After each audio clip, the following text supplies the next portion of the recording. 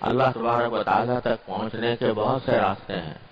یہاں تک کہ صوفیاء کرام نے یہ بھی فرمایا کہ طرق الوصول الی اللہ تعالی بعدد انفاس الخلائق.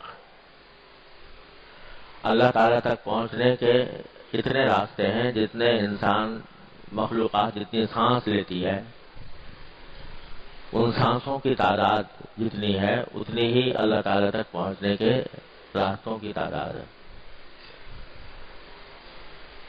کیا مطلب ہے اس کا وہ اس وقت موضوع نہیں ہے، لیکن بہرحال اللہ تعالیٰ تک پہنچنے کے راستے مختلف ہیں. اور آپ نے سنا ہوگا کہ صوفیاء کرام کے ہاں جب کوئی شخص اللہ تبارک و تعالیٰ تک پہنچنے کے لیے اپنی اصلاح کے لیے جاتا تھا تو لمبی لمبی ریاضتیں مجاہدے کرائے جاتے تھے. بڑے لمبے لمبے مجاہدے کرائے جاتے تھے. بڑے واقعات اس کے مشہور ہیں. لیکن ہمارے حضرات بزرگوں نے یہ فرمایا، خاص طور سے حضرت گنگوہی رحمۃ اللہ علیہ، حضرت مولانا قطب الارشاد حضرت مولانا گنگوہی رحمۃ اللہ علیہ نے فرمایا کہ سارے راستوں سے سب سے زیادہ آسان بھی اور مفید بھی اور اجمل بھی اور اکمل بھی راستہ ہے اتباع سنت. رسول کریم سرورت عالم صلی اللہ علیہ وسلم کی سنت کی اتباع اپنے زندگی کے ہر شعبے میں، صبح سے لے کر شام تک کی جو زندگی ہے اس میں ہر ایک شعبے میں نبی کریم سرورت عالم صلی اللہ علیہ وسلم کی اتباع یہ ایسا طریقہ ہے جو آسان بھی ہے اور سب سے زیادہ مفید بھی ہے. اور میں نے اپنے والد ماجد قدس اللہ تعالیٰ سرہ سے سنا،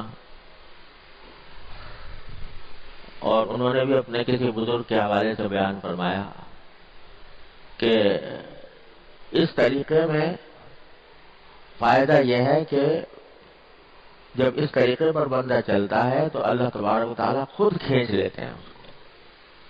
اس میں جذب کی صلاحیت ہے. ایک ہوتا ہے سلوک اور ایک ہوتا ہے جذب. سلوک یہ ہے کہ آدمی چلتا جائے چلتا جائے چلتا جائے منزل کی طرف راستہ قطع کرتا جائے. ایک یہ ہے کہ جس منزل کی طرف جا رہا ہے اللہ تبارک و تعالیٰ کے پاس پہنچنا چاہتا ہے تو وہاں سے اس کو خود کھینچ لیا جائے. اللہ یجذبی الیہ من یشاء، اللہ تبارک و تعالیٰ اپنی طرف کھینچ لیتے ہیں. اس میں جذب کی صفت ہے اتباع سنت میں. کیوں؟ اس لیے کہ حضور نبی کریم سرورت عالم صلی اللہ علیہ وسلم اللہ تبارک و تعالیٰ کے محبوب ہیں. اللہ تبارک و تعالیٰ کے محبوب ہیں، اور محبوب کی ادا، محبوب کی خاصیت یہ ہوتی ہے کہ جو اس سے محبت کرنے والا ہوتا ہے وہ اس کو اپنی طرف کھینچتا ہے. تو اتباع سنت سے محبت پیدا ہوتی ہے. یحببکم اللہ، اللہ تبارک و تعالیٰ سے اگر محبت رکھتے ہو تو اتباع کرو نبی کریم صلی اللہ علیہ وسلم کی، تو یحببکم اللہ، اللہ تمہارے سے محبت کرے گا. تم کیا کرو گے محبت اللہ سے؟ اللہ تم سے محبت کرے گا. یحببکم اللہ. تو جب اللہ محبت کرے گا تو محبت کرے گا تو اپنے پاس نہیں بلائے گا. ہونا تو یہ چاہیے کہ ہم محب ہوں وہ محبوب ہو، ہم محبت کرنے والے ہوں وہ محبوب ہو. لیکن اتباع سنت کے نتیجے میں وہ محب بن جاتے ہیں، ہم محبوب بن جاتے ہیں. اتبعونی یحببکم اللہ. تو جب اتباع کر رہے ہوں گے تو اس وقت اللہ تبارک و تعالی محبت فرمائیں گے، تم محبوب بن جاؤ گے. اور محب جو ہوتا ہے وہ اپنے محبوب کو اپنے پاس کھینچتا ہے. لہذا اتباع سنت وہ راستہ ہے جس میں اللہ تبارک و تعالیٰ خود اپنی طرف کھینچ لیتے ہیں. اور سنت جس قسم کی بھی ہو، چھوٹی ہو بڑی ہو، دیکھنے میں معمولی معلوم ہو رہی ہو، لیکن جب بندہ نبی کریم سرور عالم صلی اللہ علیہ وسلم کی سنت کی اتباع کی نیت سے وہ عمل کرتا ہے، چاہے وہ کتنا ہی چھوٹا نظر آ رہا ہو، تو یحببکم اللہ کا اثر ضرور متحقق ہوگا. میرے شیخ حضرت عارف قدس اللہ تعالیٰ عنہ فرمایا کرتے تھے کہ جس وقت تم فرض کرو بیت الخلاء میں داخل ہو رہے ہو اور اللہم انی اعوذ بک من الخبث والخبائث جو سنت ہے وہ دعا پڑھ کر اور پھر بایاں پاؤں اندر پہلے رکھ رہے ہو، اس لیے کہ سنت یہ ہے کہ بایاں پاؤں پہلے رکھا جائے. جس وقت یہ عمل کر رہا ہے اس وقت تم اللہ کے محبوب ہو، اس واسطے کہ اللہ تعالیٰ یحببکم اللہ تعالیٰ محبوب کرے.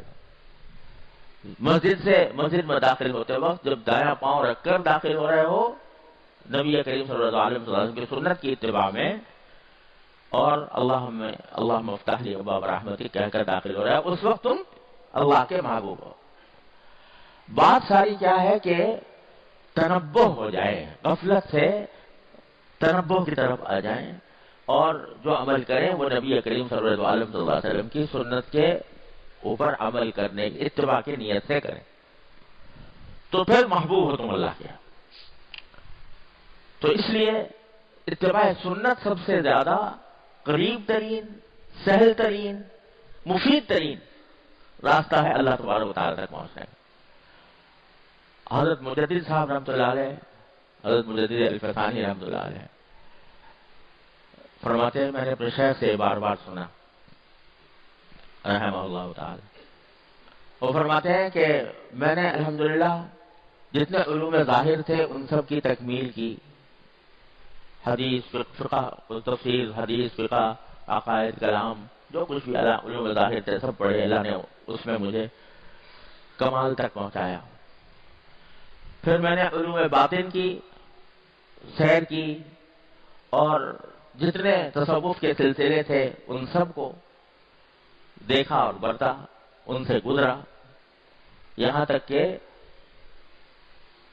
ایسی جب مقام پر پہنچا کہ لوگ اس کے سامنے کہوں، کوئی کہے گا کہ یہ زندیق ہو گیا، کوئی کہے گا کہ یہ ملحد ہو گیا، لیکن واقعہ یہ ہے کہ میں اس مقامات تک پہنچا. یہاں تک کہ ایک مرحلے پر مجھے یہ فرمایا انہوں نے کہ خود مجھے نبی کریم سرور عالم صلی اللہ علیہ وسلم نے خلعت پہنایا.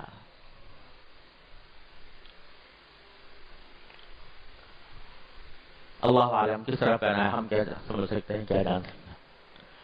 یہ سارے مقامات اور سارے مقامات کی سیر کرنے کے بعد، سب کچھ دیکھنے کے بعد، سب کا تجربہ کرنے کے بعد میں ایک دعا کرتا ہوں، اس دعا پر جو آمین کہے گا انشاءاللہ اس کی بھی مغفرت ہو جائے گی.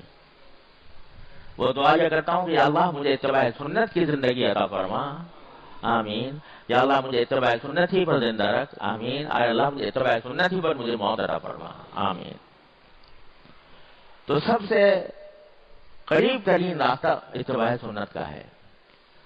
تو نبی حضرت عارف قدس اللہ تعالیٰ عنہ جن کی کتاب ہے وہ ہم سے فرمایا کرتے تھے کہ بھائی میں نے یہ اس لیے لکھی ہے کتاب کہ اس کو پڑھو، یہ ایک ڈائری ہے کہ جس کے ذریعے یہ دیکھو کہ اس میں کیا لکھا ہے، کیا طریقہ رسول کریم صلی اللہ علیہ وسلم کا بیان ہوا ہے، اور پھر اپنا جائزہ لیتے رہو میں کیسا کر رہا ہوں. جہاں فرق معلوم ہو تو اس نیت سے کہ میں نبی کریم صلی اللہ علیہ وسلم کی سنت کی اتباع کروں، اس نیت سے پڑھ کر اس کو اپنی زندگی میں